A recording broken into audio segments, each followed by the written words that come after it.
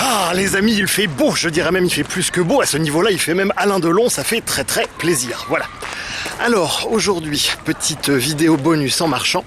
Donc je vais inaugurer une nouvelle playlist, on avait déjà commencé à aborder ce thème avec la vidéo qui s'intitulait Les affirmations extraordinaires demandent des preuves extraordinaires. Je vais donc vous faire comme ça une nouvelle série de vidéos, une nouvelle playlist sur les grands poncifs comme ça qu'on peut entendre ici ou là dans tel ou tel milieu et qui sont acceptés comme autant de vérités générales qu'elles ne sont totalement pas réfléchies dans leur milieu social et constituent donc une espèce de mini nexus d'un sous-groupe social en particulier. Voilà, je ne sais plus parler français.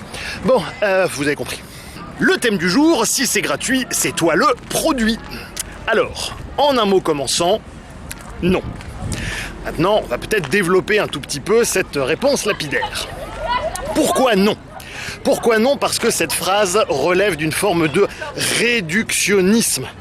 Pour ne pas s'opposer bêtement, on va quand même reconnaître que cette phrase peut avoir une certaine forme de pertinence dans des univers qui sont rationnels plafonnés. En effet, dans ces univers, s'il y a un produit qui est gratuit, eh bien il y a de chances qu'effectivement ce soit votre adhésion, votre inscription, votre attention que l'on monnaie avec, je ne vais pas vous refaire tout ce qui est partage des données par les GAFAM, vous êtes au courant normalement, pas besoin d'y revenir. Ce qui est intéressant de voir là-dedans, c'est l'espèce de généralisation abusive, voire de projection qui est fait par les gens qui scandent généralement ce slogan sans en préciser le cadre de référence. Le cadre de référence, eh bien, c'est justement le rationnel plafonné. Donc en fait, on va voir des individus en rationnel plafonné qui vont scander ce slogan en disant simplement eh bien, c'est une vérité générale, alors que ça n'est absolument pas une vérité générale. La gratuité peut se retrouver notamment dans le pré-rationnel, que ce soit dans le cadre de la famille, et il est fondamental pour la bonne construction psychique de l'individu que l'enfant puisse faire l'expérience comme ça de la gratuité dans un cadre plus ou moins familial. C'est une brique de base qui va contribuer au bon fonctionnement de son cerveau par la suite, une expérience humaine indispensable. Sinon c'est ça justement qui fait des sociopathes, avec tous les guillemets que je peux mettre autour de cette notion, puisque vous savez que je n'ai pas une approche pathologiste du psychisme humain. La gratuité se retrouve également dans le pré-rationnel, dans le cadre de différents clans, groupes de soutien et de proximité religieux, idéologiques, politiques, etc. Et elle se retrouve également dans une approche transrationnelle. Quand on commence justement à saisir profondément dans les tripes, je ne parle pas dans la tête mais dans les tripes, la notion de limite du soi et le caractère totalement illusoire du soi, eh bien, on peut à nouveau rebasculer dans un monde de gratuité. Autrement dit, l'affirmation comme quoi si c'est gratuit, c'est vous le produit, est en réalité extrêmement circonscrite à un niveau de développement humain, à un niveau de réalité qui, à l'échelle de l'humanité, ne correspond qu'à une toute petite parcelle temporelle.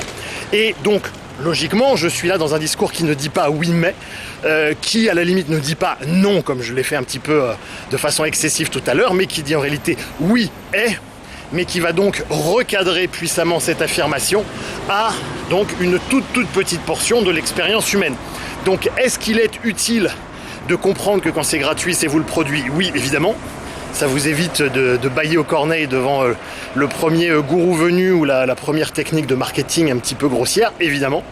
Mais pour autant, en faire une espèce de constat général qui va justifier la méfiance a priori vis-à-vis d'individus qui, eux, sont posés dans une réelle gratuité, eh bien, dans ces moments-là, le remède sera souvent pire que le mal et on va nourrir une espèce de posture plus ou moins paranoïaque dans ces moments-là.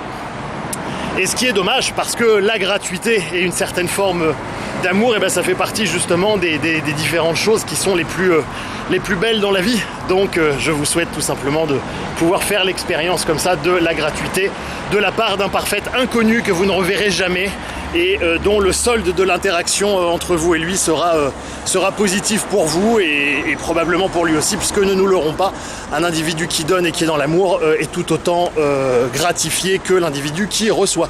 Autrement dit, lorsque l'on donne et que l'on aime, on est payé par le simple fait de donner et d'aimer, et justement il y a là plusieurs niveaux de réalité qui s'interpénètrent. La vraie réalité, vous savez qu'est-ce que c'est? C'est que j'adore ça. A noter que la notion permet tout de même de se protéger des individus qui pourraient vouloir abuser du caractère néoténique de l'être humain, du fait que l'être humain est un individu qui n'est pas fini, pas terminé, et qu'il va donc rechercher plus ou moins consciemment tout du long de sa vie à essayer de se finir justement en remettant en scène des relations transférentielles avec d'autres individus. Relations transférentielles qui peuvent être parfaitement bénéfiques si l'individu est bien intentionné, mais aujourd'hui il est absolument classique de faire du business en instrumentalisant cette néoténie dans l'intérêt justement du parent et non de l'individu, ce qui est en fait la définition même d'une relation perverse. Petit radotage urbain donc pour vous éviter de croire trop au premier degré à ce genre de poncifs qui, s'ils ne sont pas totalement inutiles, méritent en tout cas d'être ramenés à leur juste place, puisqu'il est question là d'une vision totalement obnubilée par l'argent à la Jacques Séguéla, etc. N'oubliez pas que l'argent est un bon serviteur, mais un mauvais maître. Il ne s'agit pas de le sacrifier, comme peuvent le prôner certains qui jettent le bébé avec l'eau du bain, mais simplement de ne jamais en être l'esclave. Voilà une vidéo bonus relativement courte, hein. J'essaie de faire assez condensé dans les vidéos bonus, une vidéo, une idée très très simple. Pouce, partage sur les réseaux sociaux comme d'habitude, et pour le reste, je te dis à bientôt. Salut Internet!